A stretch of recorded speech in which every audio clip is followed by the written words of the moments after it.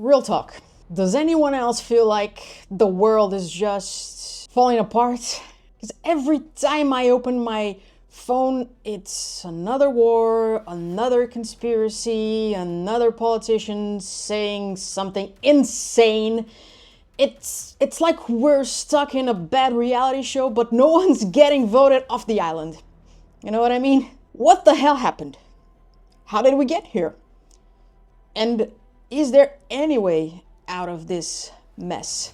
Let's talk about it. Oh, and I'll tell you in the next video why I'm wearing sunglasses. I'm V. If you're new here, welcome to my little corner of the internet where we laugh so we don't cry. And today I want to unpack how the world went from we're all in this together to whatever this is. We'll talk about Trump, COVID, wars, and why it feels like everything is spiraling. But don't worry, I'm not here to lecture you or make you feel worse. I just want to connect some dots, share my thoughts, and maybe remind you that you're not alone in feeling completely overwhelmed. By the end of this video, I hope we can find a little clarity, or at least some hope, because honestly, we need it. Let's dive in. Well, 2016, when things really started to take a turn.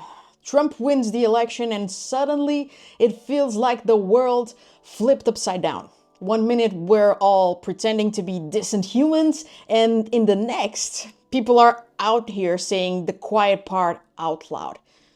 Racism, sexism, homophobia, it all felt like it got a big old stamp of approval from the highest office in the land. Trump didn't invent hate or division. That stuff was already there, bubbling under the surface. But what he did was give it a megaphone. His rallies weren't just political events. They were weird pep rallies for anger and fear, and people ate it up. And it wasn't just words, it spilled into real life. Hate crimes went up, kids in schools were repeating his insults, and every day it felt like someone new was emboldened to just be awful. Then came the conspiracy theories, because apparently facts were no longer required. QAnon became one of the biggest ones, spreading wild claims that only fueled paranoia and division. Instead of shutting it down, Trump amplified it, retweeting accounts and throwing out vague phrases that kept his supporters hooked. It wasn't just ridiculous, it was dangerous. It made people distrust everything, science, elections, even each other. And this wasn't just about Trump or QAnon. They were symptoms of something bigger, a growing distrust in institutions and a willingness to believe anything that confirmed people's fears or biases. And honestly, that's where so much of today's chaos started, with leaders who fed division instead of fighting it. And then came 2020, the year that felt like a decade. COVID-19 hit, and for a brief moment, it seemed like the world was coming together. Remember those early days? People clapping for healthcare workers, sewing masks, saying things like, we're all in this together. It was almost hopeful, but it didn't last long. Pretty soon the cracks started to show. Governments struggled to respond and misinformation spread faster than the virus itself. Suddenly everyone on Facebook was an expert on virology, and conspiracy theories were everywhere. Some people thought the virus wasn't real. Others thought vaccines were microchips. It was exhausting. I was exhausted. And let's talk about leadership. Well, or the lack of it. Leaders like Trump in the USA and Bolsonaro in Brazil didn't just fail to act. Worse, Trump downplayed the virus, mocked masks, and pushed unproven treatments. Bolsonaro called it a little flu, opposed lockdowns, and spread vaccine misinformation. And their reckless decisions weren't just bad politics, they cost lives. Studies have shown thousands of deaths could have been avoided if they had taken the pandemic seriously. The lockdowns also took a toll on all of us. Mental health issues skyrocketed, anxiety, depression, loneliness. It was like an emotional avalanche. People lost jobs, loved ones, and any sense of normalcy. Normalcy? Okay. And instead of pulling us close together, it drove us further apart. And then George Floyd was murdered. And the Black Lives Matter protests were a powerful reminder that even in a global pandemic, systemic racism doesn't take a day off. Millions around the world marched for justice against police brutality and racial inequality. But as inspiring as that was to see so many come together, it also brought out more division. Far-right groups clashed with protesters in cities across the US, spreading hate and fueling violence. Hate crimes spiked during this time, both anti-black and anti-white incidents, showing just how deep these divisions run. COVID didn't just expose cracks in our system, it blew them wide open. Public health failures, political dysfunctions, even basic human decency seemed fragile at best. After 4 years of chaos and division and a global pandemic, the 2020 US presidential election felt like a turning point, or at least it was supposed to be. Biden wins, yay! But polarization doesn't magically disappear because democracy isn't Disney ending cleanup work. Biden's win felt like a collective sigh of relief for a lot of people. Over 81 million votes, the most in the US history. And Kamala Harris made history as the first woman, first black person, and first Asian American to serve as vice president. It was a moment that symbolized hope and progress. But let's not sugarcoat it, because that election was messy as fuck. Trump and his allies refused to accept the results of the election, spreading baseless claims of voter fraud. Those lies didn't just stay online, they led to real-world consequences. The Capitol insurrection on January 6 was one of the darkest days in modern American history. Watching people storm the Capitol with Confederate flags wasn't just terrifying, it was surreal. Like, what the fuck? How did we get here? Division and fear. While Biden's victory brought a sense of optimism, it didn't fix everything. His campaign promised unity, compassion, and a return to decency, something we desperately needed. But the challenges ahead were overwhelming.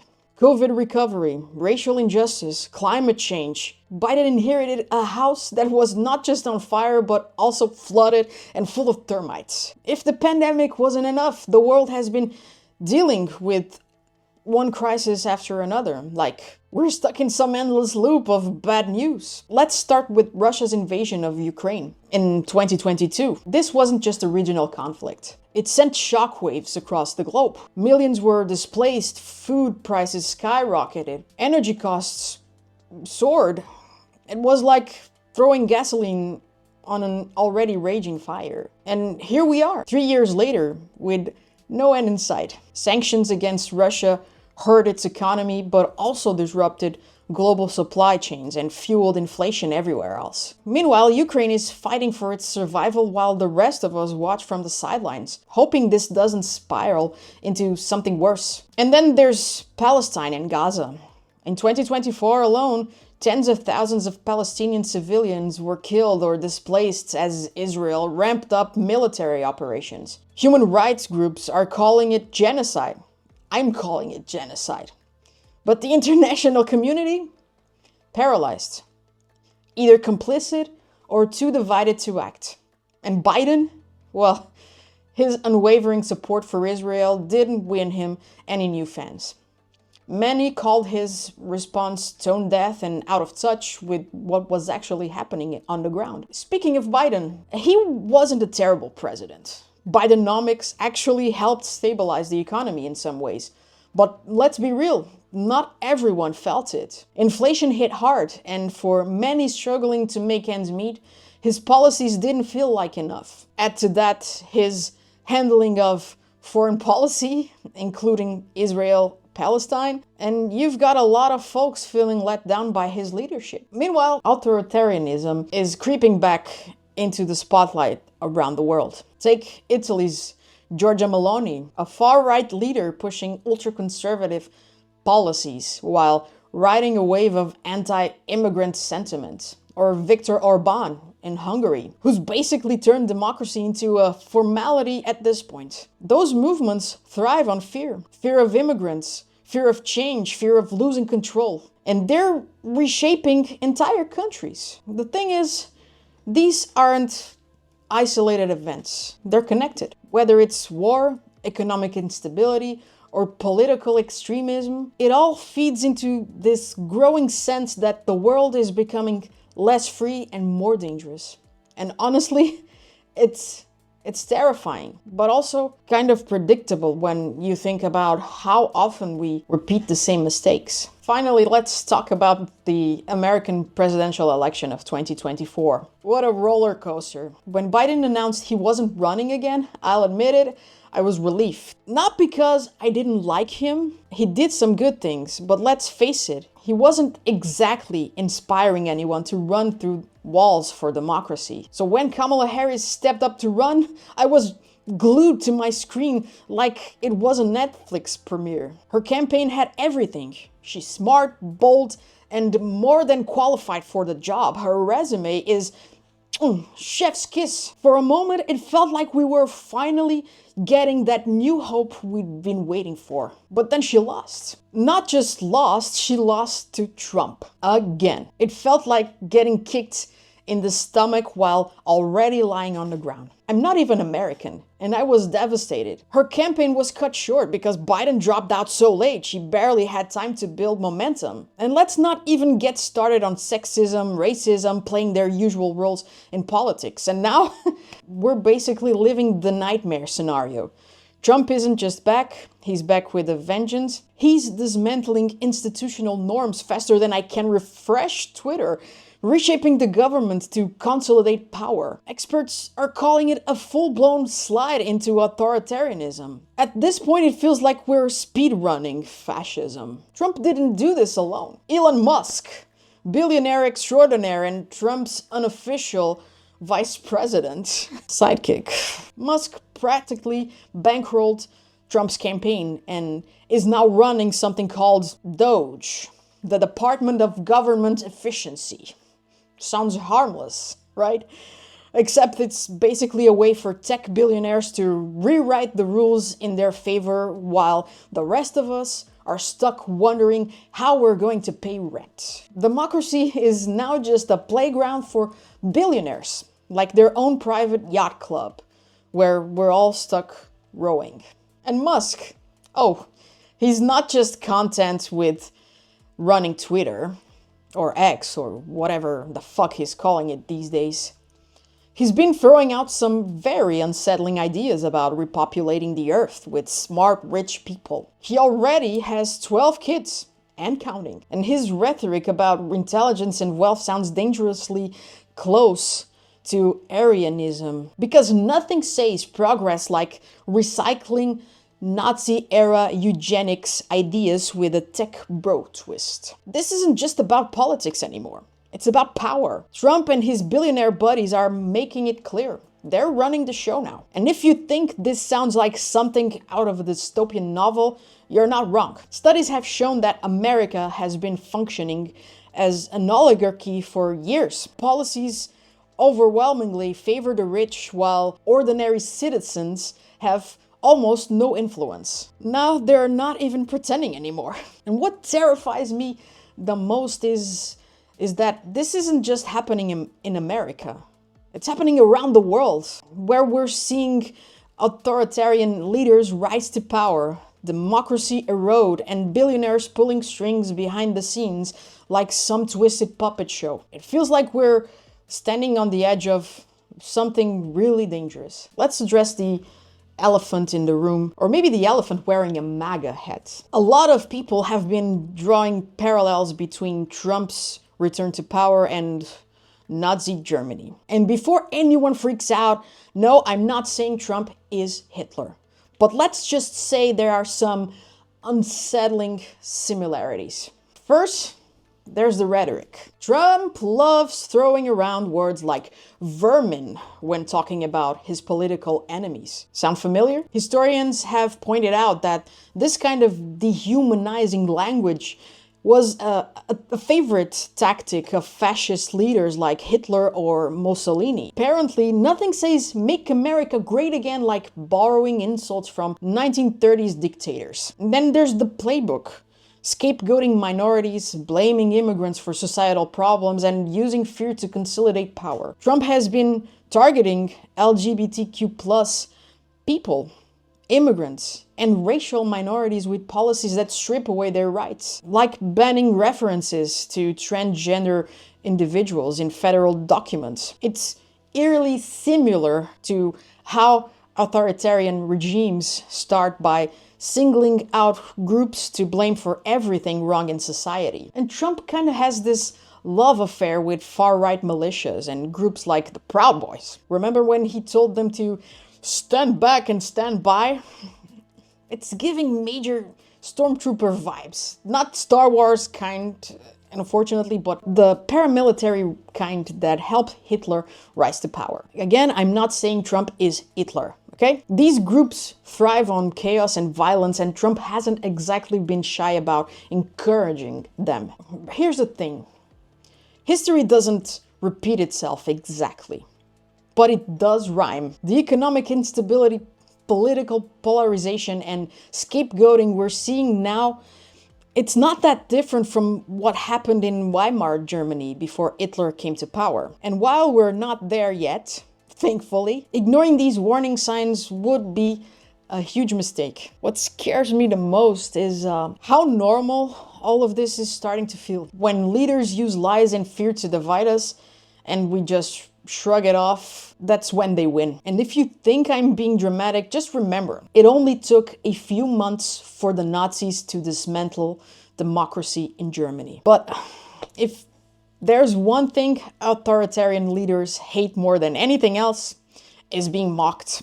So let's keep laughing at their absurdity while also staying vigilant, because humor might not save democracy, but it definitely makes fighting for it a little more bearable. And in the latest Trump plot twist, well, basically America is turning its back on its allies. From the guy who trademarked America first, now it's all about America alone. Here's what happened. Trump decided that Europe doesn't deserve a seat at the table when it comes to ending the war in Ukraine. Why? Why does he feel like this? Well, he says that Europe hasn't done enough to help make peace, which is ironic considering his own track record with diplomacy, which involves mostly insults and photo ops. But then he went further, claiming that Ukraine started the war. Like, really? What? And calling Zelensky, the Ukraine president, a dictator because Ukraine hasn't held elections during martial law. Technically, he has a point about the elections. But let's be real, okay? Organizing political stations while missiles are raining down isn't exactly easy or safe. Here's where my personal anxiety kicks in. What if this isn't just about Ukraine? What if Trump decides to side with Russia entirely? Imagine a world where America cozies up to Putin and together they decide Europe is next on their list. I know I sound like I'm spiraling into conspiracy theory territory, but Europe doesn't have the military strength to defend itself without NATO or US support. And without them, things could get very scary very fast. I'm against war. I always have been. I will always be. But what do we do if this nightmare scenario becomes a reality? Do we sit back and watch? Do we negotiate with powers that clearly don't care about diplomacy? I don't have an answer. And that uncertainty is what keeps me up at night. For real. This is scary. All of it. The wars, the rising authoritarianism, the billionaires treating democracy like their personal playground. It's overwhelming. And if you're feeling anxious or hopeless about the future, trust me, you're not alone. I feel it too. Every time I scroll through the news, it's like this wave of dread just washes over me. Like, how did we even get here? How do we get out? It's easy to feel powerless in moments like this. The problems are so big, so global that it feels like nothing we do will ever make a difference. And that fear is valid. These are massive challenges and no single person can fix them all. But here's the thing. Fear can either paralyze us or push us to act. And right now we don't have the luxury of standing still. I know it's tempting to check out, to turn off the news, log off social media, and just pretend none of this is happening. I've been there. But ignoring it doesn't make it go away. It just gives more power to the people who want us to feel small and helpless. So if you're scared right now, that's okay. It means you're paying attention. It means you care about what happens next. And I think that's where hope starts. With people who care enough to want something better. The people in power, the ones spreading hate, fear, and division, they want us to feel divided. They want us to fight each other over scraps while they hoard all the power. It's classic divide and conquer, and it's working. Look around. Everywhere you turn, it's us versus them, left versus right, rich versus poor, this group versus that group. But here's the truth. There are way more of us than there are of them. And if we stop fighting each other and start fighting for each other, we can actually change things. I know that sounds cheesy and maybe a little idealistic, but unity doesn't mean we all have to agree on everything.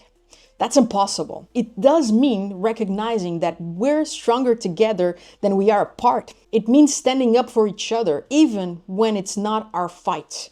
Because if there's one thing history has taught us, it's that progress happens when people come together, not when they are tearing each other down. And I get it. It's hard to feel united when everything feels so broken. But unity doesn't have to be this big abstract thing. It can start small. It can start with having conversations, with listening to people who see the world differently than you do. It can start with showing up, whether that means voting, protesting, donating, or just supporting someone who needs it. The people in power want us to believe that we're powerless, but we're not. Change doesn't happen overnight, and it doesn't happen alone. When enough of us stand together and say, enough is enough, that's when things start to shift. So yeah, the world feels like a mess right now, but we don't have to accept it as our forever reality. We have the power to push back against hate and division. We just have to remember that we're on the same team. I know it's hard to stay hopeful when everything feels so heavy, but hope isn't about ignoring reality. It's about believing that we can change it. And we can. We've done it before and we can do it again. If all else fails, at least we'll have each other and memes. Because if there's one thing humanity is really good at, it's finding humor even in the darkest times. So let's laugh, let's fight, and let's prove that justice, love, and freedom aren't just words. They're worth fighting for. Thanks for watching, and remember, there are more of us than there are of them. Let's make that count.